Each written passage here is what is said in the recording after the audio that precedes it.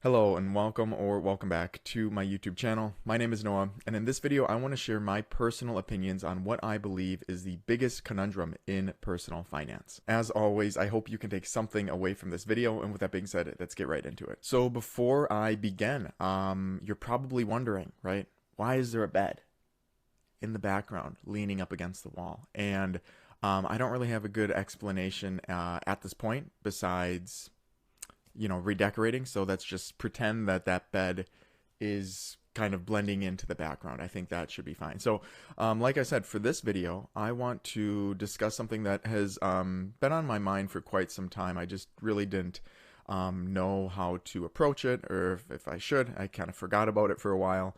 But it's what I believe is the biggest conundrum in personal finance. And it's not anything like why can't people save, why there's not enough money going around, although those are definitely big issues. When it comes to personal finance, however, there is one that reigns superior in my personal opinion. And this is, of course, the way in which, or the method in which, we as normal individuals, individuals who aren't making $500,000 take home, every single year, are supposed to get ready for retirement and have a nice retirement, right? And have decent things, be able to buy quality products and enjoy life, right? Enjoy traveling and, all of those other spoils that kind of come along with being here on Earth. And this, of course, in the general sense, is to invest, right? Now, I've gone over a few different times on different methods to kind of prepare for retirement or get on a decent financial track. But I think the number one thing to consider is where your income is at, because that can drastically change the way in which you prep for retirement. An example that I can think of, if you are in a category, surgeons, MDs, so on, where you have a very, very large amount of take-home money, right? Neurosurgeons, I think the average salary is creeping on $800,000. Now, granted, taxes destroy that $800,000, but even so, at the end of it, the take-home money that you can have is obscene on a yearly basis. Obscene, just unbelievable, right? So these individuals, right, where their take-home income is so high, I've come across individuals that do this, stay kind of clear of investing. They just put everything into savings, because with their income being that high, even the marginal amount that they're getting as a return in savings compounds heavily, right, when you have that much money. But for normal individuals, right, people making, individuals that make $70, $80, $90, $150,000, whatever it is, $200,000, we need to be involved in the stock market, right, along with savings. Certainly we don't want to go all or none, right, in one or the other. We don't want to put everything into savings, and we don't want to put everything into investing as much as I would like to. So we need this nice mixture, right? And obviously a big issue in the economy is that people don't get that mixture, right? Check to check and so on. That's not really the point in this video, but the area that I would like to kind of steer the ship to is investing, right? So we need, essentially, if we want any kind of retirement, if we want any kind of comfortable life later down the road when we get to our 50s, 60s, 70s, 80s, and so on, a long time from now, but we need our stocks to perform, right? We need these stocks to go up, right? It's a common saying, stocks only go up, but for normal individuals, we really rely on this, right? Because our take-home income isn't so high that we can just save all of our money and then pull that out when we need to. We need these stocks to really help us along, right? We need 8 to 10% return on an annual basis in order to have a shot at a decent retirement or a early retirement and so on. And the conundrum, like I mentioned for this video, is really the idea behind these companies, right? If you're investing in a company in the stock market, it's a publicly traded company, right? So many people are involved with it.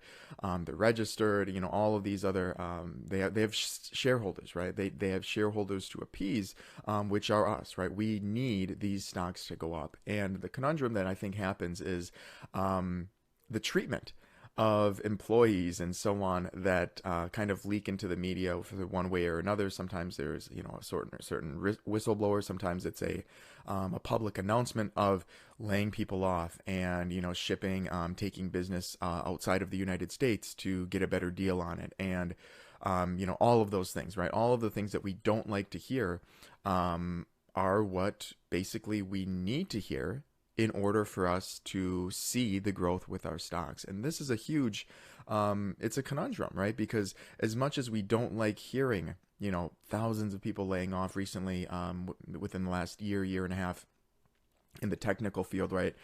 Just not, the jobs aren't there, or they realize that they need to appease shareholders, so they cut off that extra weight and then they make do with developers, analysts, and so on that they have.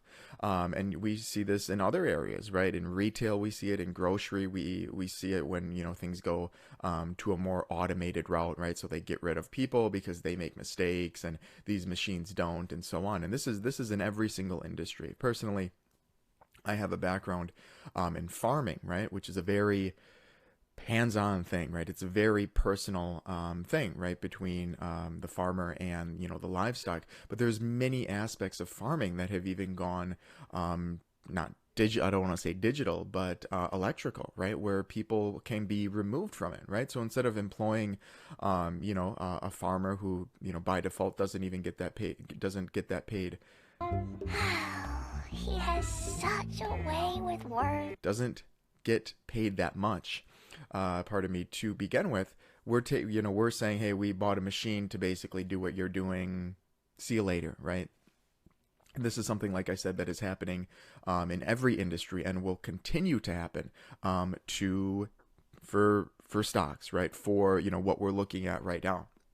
This is the portfolio that I use for my Road to Riches series on my YouTube channel, basically investing money to show you guys, how simple it is to build wealth, right? I started this portfolio a year ago, 13 months ago, and the total account value is almost $34,000. And this is what we want to see, right? We want to see green in our portfolio. Thankfully, I'm doing pretty well, I suppose, right now.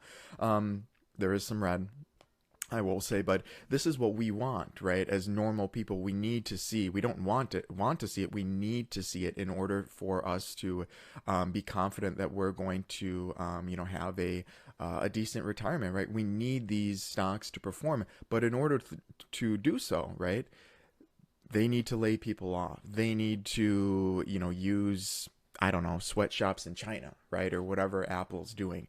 They need to, just get rid of people, right? And that's the biggest thing, is getting rid of people, because having employees is extremely expensive, and getting rid of them generates quite a bit of extra residual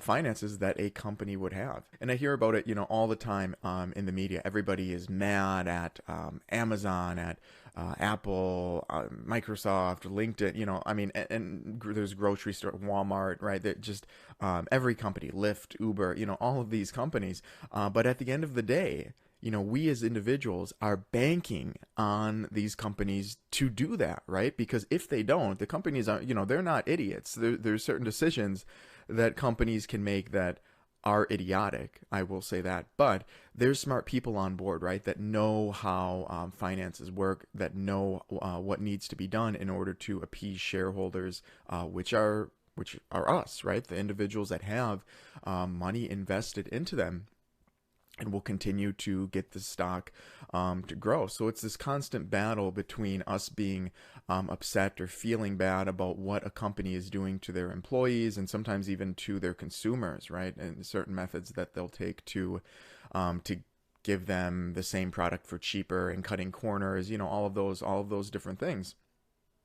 But at the same time, we need them to do that, right? We're banking on them to do that, so we can see our stocks grow over time. And if you're sitting there, as a investor, right, a small investor or a large investor, and you disagree and say, I always want to put the employee first, and I only care about that, that's probably not, then you're probably not an investor, right? Because as an investor, not something you should care about. And that's the dilemma, right? That's the conundrum that I face very frequently is, you know, I do care quite a bit about how everybody's treated and so on, but this portfolio also needs to grow, right, in order for myself to have a sustainable future, right, to have an entertaining future filled with adventure and low stress and, you know, all of these different things. So this is something that I kind of wanted to share, and I don't know if I'm the only one that kind of experiences or kind of looks at investing and the way companies treat people as a whole, but it's something that I did definitely want to share. And of course, the question becomes, well, is there a solution? Can we have a best of both worlds? And I do believe that is possible, right? There's certainly examples of this in the real world. An example that I can think of, and I don't know all of the details, I think it was Nintendo that maybe in 2008 or 11 or somewhere had a very, very tough year for whatever reason, and the executive, right, the CEO of the company at the time, I cannot remember his name. I don't think he's still there as leading the company, but at the time he took millions, tens of millions of dollars out of his own salary, which is crazy to think about to begin with, to ensure that they didn't have to let anybody go, right? So you can see, you can get the best of both worlds, right? And it does, I think, come down to a little bit of greed, right? A good example is the executive's role that many times more important than their senior people, right? The ones that have obscene amounts of responsibility. They're managing projects and people and drama, you know, and all of that kind of stuff. So that's a really good point for. It's a really good point to discuss. Maybe it's a dinner table discussion for you for whatever reason, but I think there is inevitably a happy medium. I just don't think it's pursued that often. But there you have it. Those are just some of my thoughts as to what I believe is the biggest conundrum that I personally think about when going through life, when investing, when saving, and thinking about the economy and so on. But of course, I want to hear from the viewers as well. What do you guys think of my personal opinions on this matter? And if you have any other comments, please let me know in the comment section below. I would love to hear your thoughts. As always, if you've stuck along this far in the video, I want to thank you so much for your time today. And of course, happy financing.